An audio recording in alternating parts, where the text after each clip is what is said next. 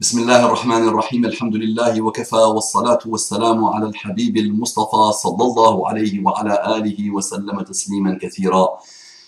إن الله وملائكته يصلون على النبي يا أيها الذين آمنوا صلوا عليه وسلموا تسليما. رب اشرح لي صدري ويسر لي أمري واحلل عقدة من لساني يفقه قولي. إخواني أخواتي أبنائي بناتي أعزائي عزيزاتي أصدقائي صديقاتي طلابي طالباتي أعدائي عدواتي mes ennemis mes ennemis. Assalamu alaikum wa rahmatullahi wa barakatuh. Que la paix d'Allah subhanahu wa ta'ala, sa miséricorde et ses bénédictions soient sur vous mes frères et sœurs partout dans le monde. Bon mes ennemis, attention, ce salam je l'adresse, la salutation islamique je l'adresse à mes ennemis musulmans. On n'adresse pas à nos ennemis non musulmans, mécréants, kofars. C'est le jour, Inch'Allah, où ils seront musulmans, je leur adresserai avec plaisir ces salutations, quelles qu'elles soient. Je sais qu'ils évolueront avec l'islam dans leur grande majorité. Donc bon cheminement, je leur dis. Je leur dis aussi bonjour, bonsoir, bon appétit, bon, ce que vous voulez, mes frères et sœurs partout dans le monde. Qu'Allah vous accorde la guidée et ses délices, qu'Allah vous aide à cheminer vers l'islam, qu'Allah vous aide à voir le haqq, la vérité, et à la suivre, et qu'Allah vous aide à vous éloigner du mal, et à voir le mal et à s'en éloigner, à s'en préserver. Qu'est-ce que vous attendez pour devenir musulman? Très important, qu'est-ce que vous attendez? Si vous m'entendez, qu'est-ce que vous attendez pour devenir musulman? Qu'est-ce que vous attendez? Donc travaillez, lancez, chemine sérieusement et sincèrement. D'accord? Une parole de Cheikh Al-Ghazali, le contemporain, alayhi rahmatullah, qu'Allah l'agrée, il disait, certains musulmans font une mauvaise exposition de leur religion, si bien qu'ils la rendent repoussante, puis ils blâment les gens qui n'en veulent pas. Certains musulmans font une mauvaise exposition de leur religion, si bien qu'ils la rendent repoussante, puis ils blâment les gens qui n'en veulent pas. Ce que le Ghazali dit, c'est ce que toute personne douée d'un minimum d'intelligence et d'un minimum de connaissance de l'islam doit dire et peut dire. Non, d'autres l'ont dit avant lui. Et quand on médite bien sur le Coran et sur la Sunna et sur la biographie de Mohammed sallallahu alayhi wa sallam et sur l'histoire récente, contemporaine des musulmans des temps modernes, cette parole qui mérite qu'on la redise encore une fois, certains musulmans font une mauvaise exposition de leur religion, si bien qu'ils la rendent repoussante, puis ils blâment les gens qui n'en veulent pas. Le Ghazali et d'autres ont écrit beaucoup de choses et ont dit beaucoup de choses sur la bassesse, sur l'ignorance, sur le sectarisme de certains musulmans, ou d'une partie des musulmans. Alhamdulillah qu'elle est très minoritaire. Mais elle est très minoritaire, mais malheureusement, on parle toujours des trains qui n'arrivent pas à l'heure. Et aujourd'hui, la puissance médiatique est entre les mains de gens qui ne veulent le khair de qui que ce soit, de personne. Donc ils vont gonfler ces choses-là pour faire peur et pour continuer à faire peur. Donc oui, l'ennemi est le musulman.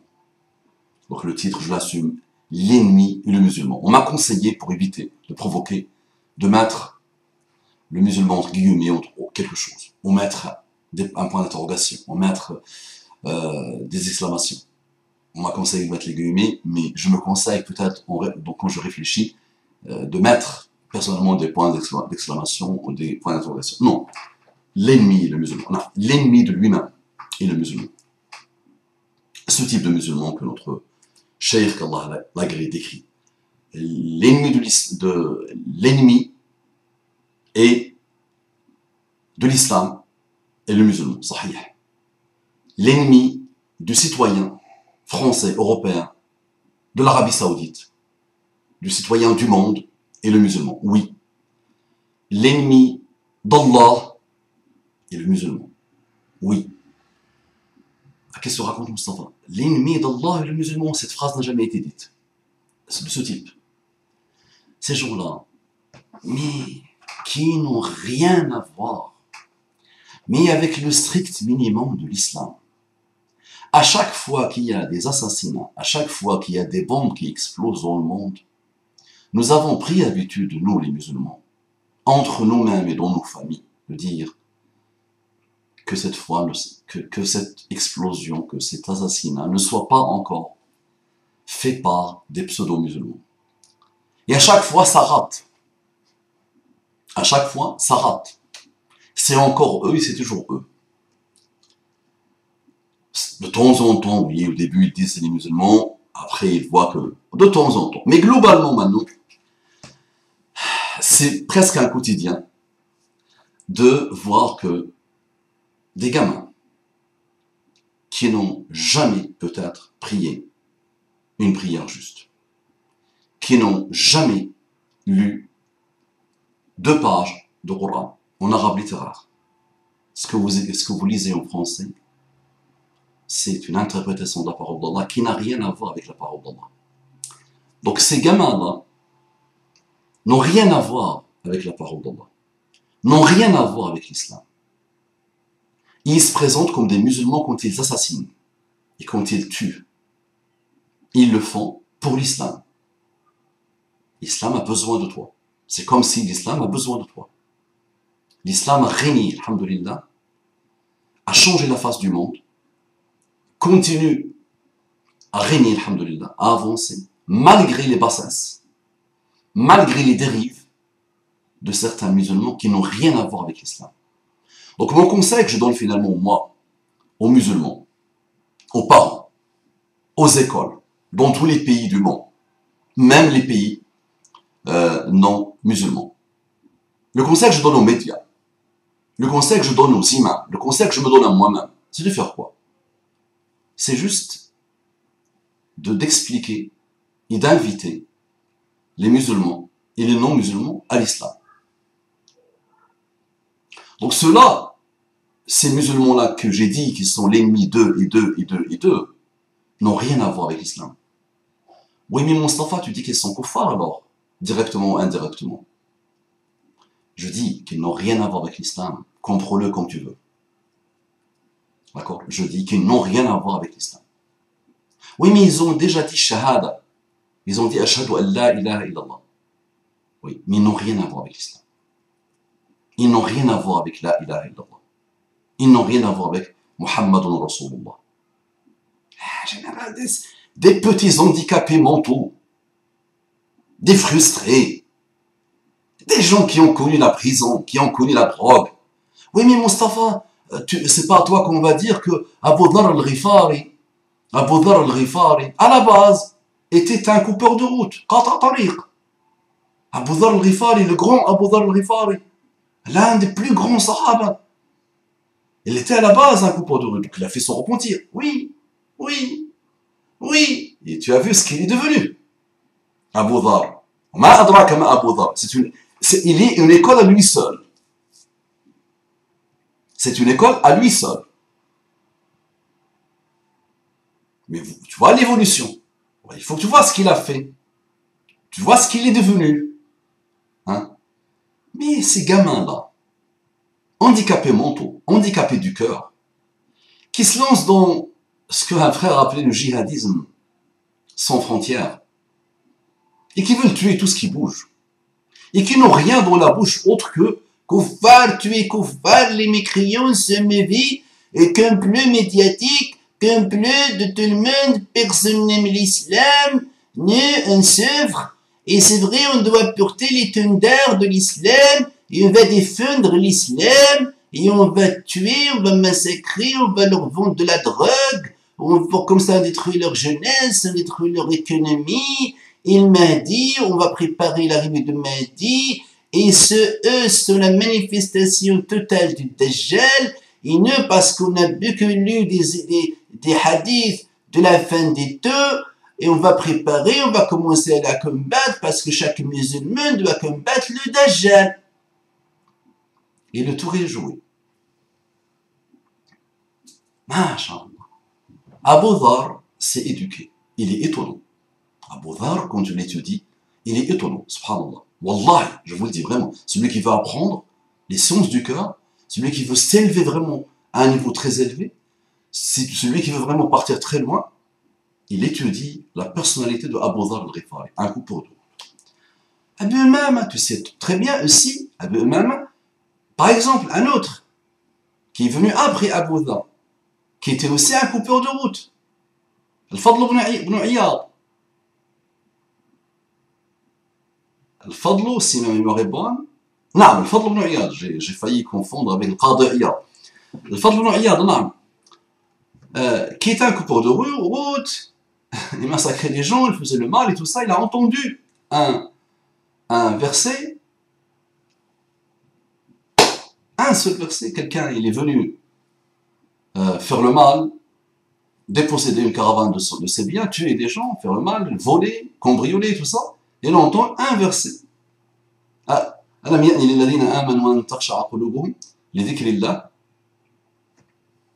N'est-il pas venu pour ceux qui ont la foi que leur cœur se raffermisse à l'évocation d'Allah? La réponse a été Bala, oui, Bala ya Rabbi. C'est bon, il a arrêté. C'est fini. Il est devenu un grand adorateur d'Allah subhanahu wa ta'ala parmi les musulmans. À chaque fois quand on parle des tawwaboun, de ceux qui ont fait tawba, qui ont atteint des niveaux très élevés, on parle de Fadl ibn Iyad, l'un des premiers. Donc ces jeunes-là, qu'est-ce qu'ils ont fait de leur vie? Comment ils ont cheminé? Est-ce qu'ils se sont mis une fois à méditer? Qu'est-ce qu'ils ont contemplé? Qu'est-ce qu'ils comprennent vraiment de l'islam? Pour eux, qu'est-ce qu'il représente l'islam? Qu'est-ce qu'ils ont compris de la biographie de Muhammad sallallahu alayhi wa sallam? Qu'est-ce qu'ils ont compris du jihad? Qu'est-ce qui leur donne le droit de tuer des gens? Ils ont demandé l'avis de qui? Il est où ce comité de fatwa dans le monde qui leur a dit il est halal de tuer des gens? Lâchement, bassement, minablement. Il est où ce comité de fatwa? Je vous le vois. Oui, mais tous les comités de fatwa dans le monde sont défendus. Ah bon? Tous les comités de fatwa dans le monde sont vendus. Et là, on généralise à mort. On généralise à mort. Masha'Allah. Masha'Allah. Eh, très bien. Vendu. Donc, si tous les comités de fatwa dans le monde sont vendus, ça veut dire que la probabilité, finalement, qu'un comité de fatwa soit vendu est énormissime. Les comités de fatwa sont formés par des grands savants, par des savants, tous vendus. Ils sont vendus, très bien. Combien même? Allez, supposons que c'est vrai. Et c'est un signe d'aveuglement total de ton cœur, monsieur le gamin, quand tu penses cela. Et puisque je te crois finalement, je te fais plaisir, et je te dis, ok, combien même ils sont vendus? Et la probabilité pour que toi tu sois vendu, elle est de combien? Si tous ces savants qui ont donné toute leur vie pour Allah subhanahu wa ta'ala, et qui ont atteint des niveaux, mais d'expertise du cœur, blabla c'est facile, mais du cœur, les gens d'un niveau très élevé, dans leur grande majorité, d'accord, qui essaient comme ils peuvent de faire avancer des chemins complexes dans le monde, et des problématiques complexes dans le monde. Donc ils sont tous vendus. Et toi? La probabilité pour que toi tu sois vendu à ton shaitan, à ton ignorance pure, à ton orgueil, des petits délinquants de rien du tout, des petits autoconditionnés sur le malheur à longueur de journée, ils ne veulent rien faire. On leur a dit venez apprendre l'arabe, venez apprendre votre religion, venez apprendre à avancer, venez apprendre des choses sur vous-même, dans la joie et le respect, la bonne humeur et l'excellence, gratos, sur des milliers de personnes. Combien disent oui? Combien avancent sur la durée? C'est pour ça que tu as le hadith sur le meilleur djihad. Tu ne le connais pas, n'est-ce pas? Le meilleur djihad, c'est lequel? C'est lequel? Oui, mais j'ai vu que celui-là que vous sortez de temps en temps, quand ils étaient de retour d'une bataille, celui-là, l'Albanie, et d'autres qui ont dit qu'il était daïf.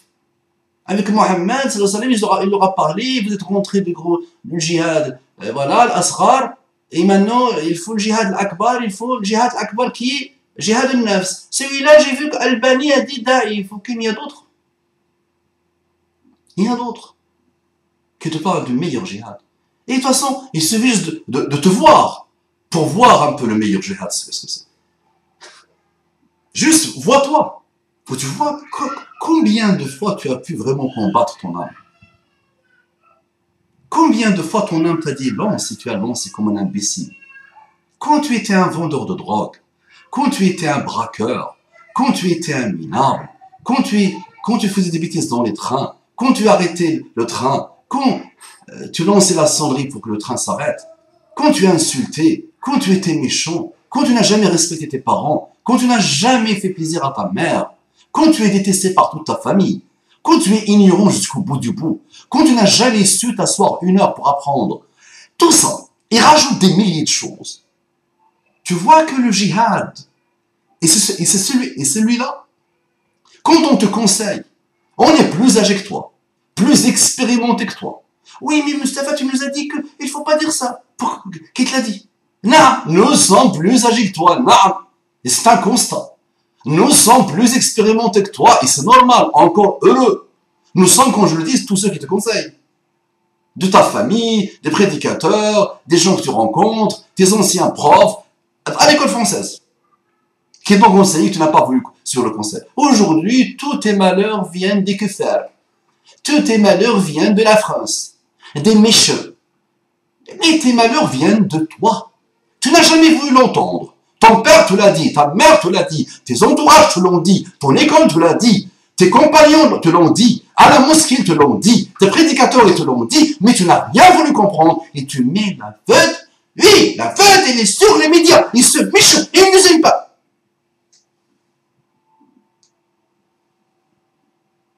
Et le tour est joué. Et on applaudit. Et on tue des gens. Lâchement. Tu es un homme. Combat. أعدوا الله dit dans le Coran. وأعدوا d'abord. Préparez. ما استطعتم. Ce que vous pouvez comme force. وأعدوا. Il est où l'I'dad?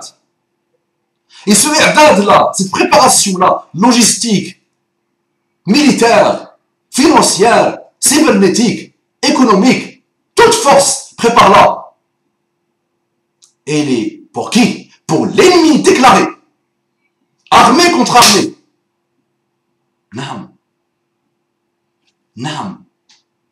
Ton ennemi déclaré aujourd'hui dans le monde, si on veut parler armée contre armée, c'est qui? C'est lequel?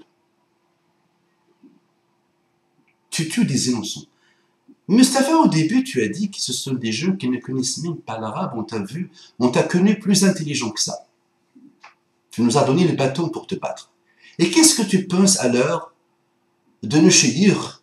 Parce que nous avons des chéhires, nous, du djihadisme. En Égypte, nous avons eu des bons chéhires. En Jordanie, nous avons eu des bons chéhires. En Syrie, nous avons eu de bons chéhires. Au Maroc, le Fizazi, nous avons eu de bons chéhires. En Angleterre, à Bokatada, nous avons eu de bons chéhires. Ils maîtrisent parfaitement l'arabe. Donc ton raisonnement ne tient pas, Mustapha Abou Mamalek, en ignorant le shaitan. Ah oui.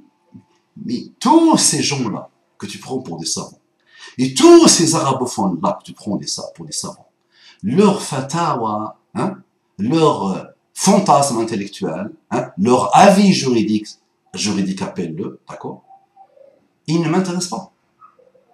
Il doit être soumis à le Coran et la Sunna, même s'ils ont essayé de tordre le Coran et la Sunna.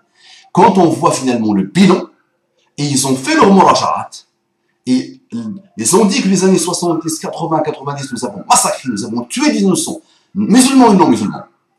C'était des grosses erreurs de jeunesse.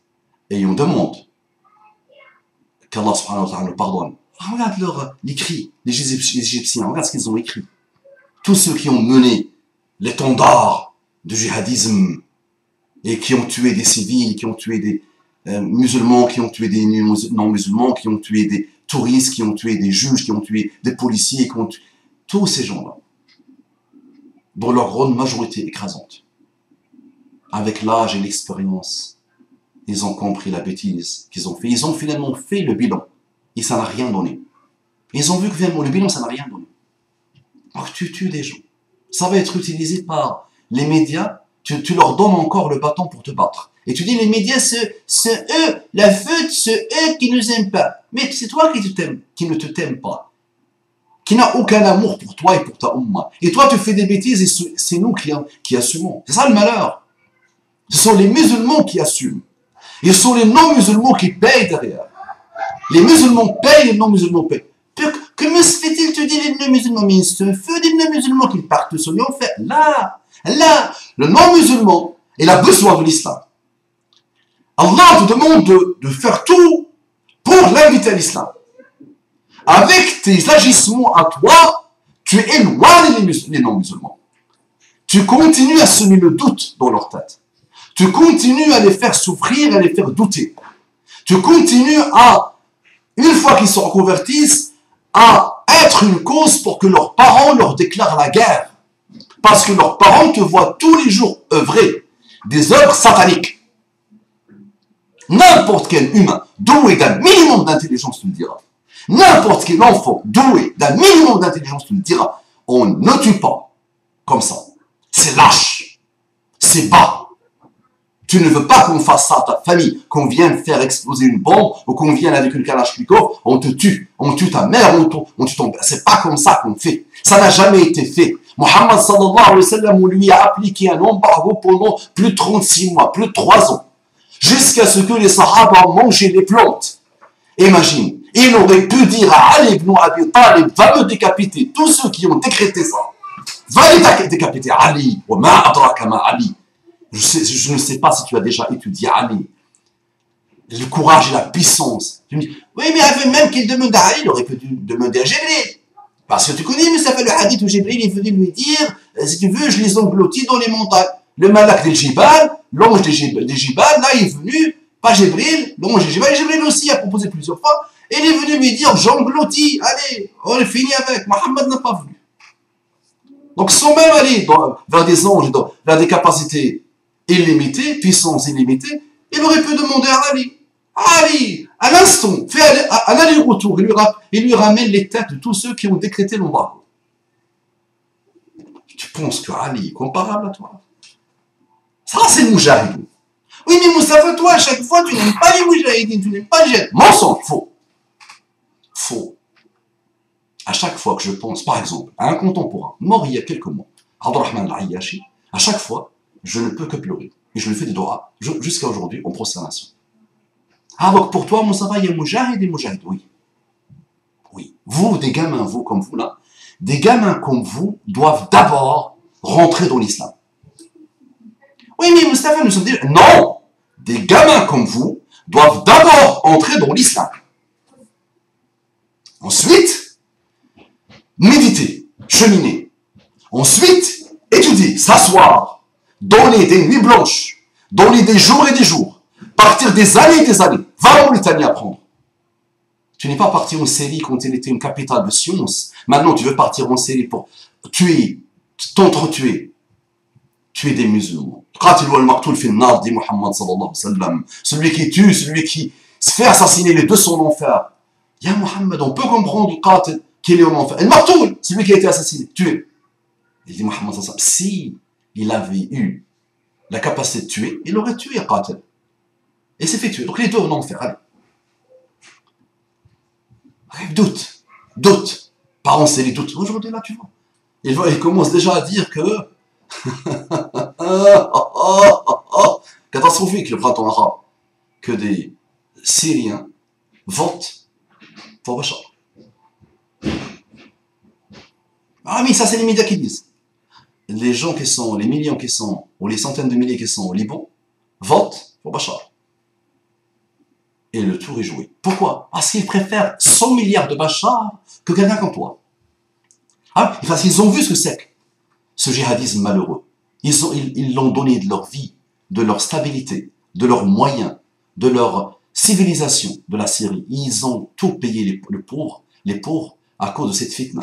Donc c'est normal. Il y a des gens en Tunisie qui disent la belle époque c'était Ben Ali. Il y en a ras-le-bol de ces pseudo-djihadistes, pseudo-salafis qui tuent et qui font des bêtises et qui n'arrêtent pas de nous menacer. Printemps arabe. Donc, Je finis avec, encore une fois avec la parole. Certains musulmans font une mauvaise exposition de leur religion, si bien qu'ils la rendent repoussante, puis ils blâment les gens qui n'en veulent pas. Il t'a résumé parfaitement bien. Cheikh Al-Ghazali alayhi rahmatullah. ولا حول ولا قوة إلا بالله. السلام عليكم ورحمة الله وبركاته.